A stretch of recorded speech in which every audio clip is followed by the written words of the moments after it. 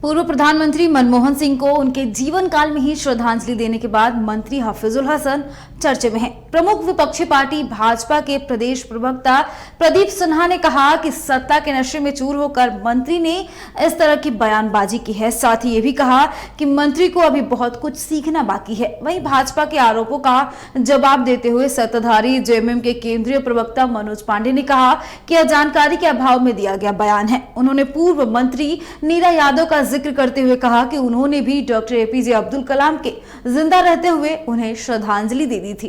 कांग्रेस ने भी मंत्री का बचाव किया है। पार्टी के प्रदेश प्रवक्ता राकेश सिन्हा ने कहा कि मंत्री को तथ्यों की जानकारी जुटाने के बाद ही इस तरह का बयान देना चाहिए।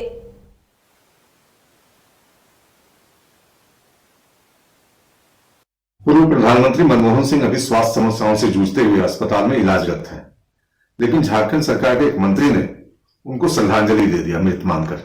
आप समझ सकते हैं कि ये मंत्री किस तरह से हर चीजों को हल्के में लेते हैं।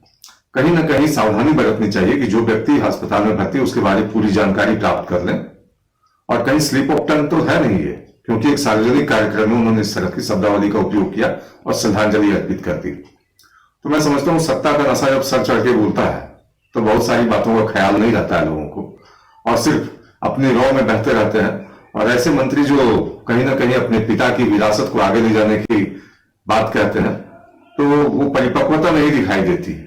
सीखना होगा इनको धीरे धीरे कि किस जो भूल हुई है उनसे, मिस्टेक ही मैं बोलूंगा।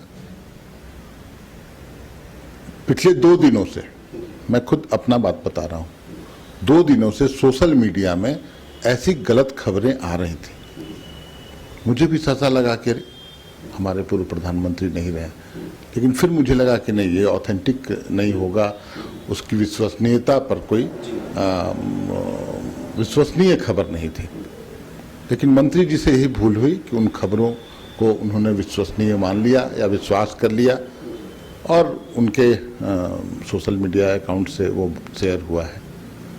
हफीजुल हसन इस राज्य के मंत्री हैं, और एक मंत्री के पद पर वो एक जिम्मेवार व्यक्ति हैं। और पूर्व प्रधानमंत्री डॉक्टर मनमोहन सिंह इस देश के वो अर्थशास्त्री हैं जिन्होंने इस देश को वैश्विक मंदी के दौरान भी इस देश को अस्थिर रखा है।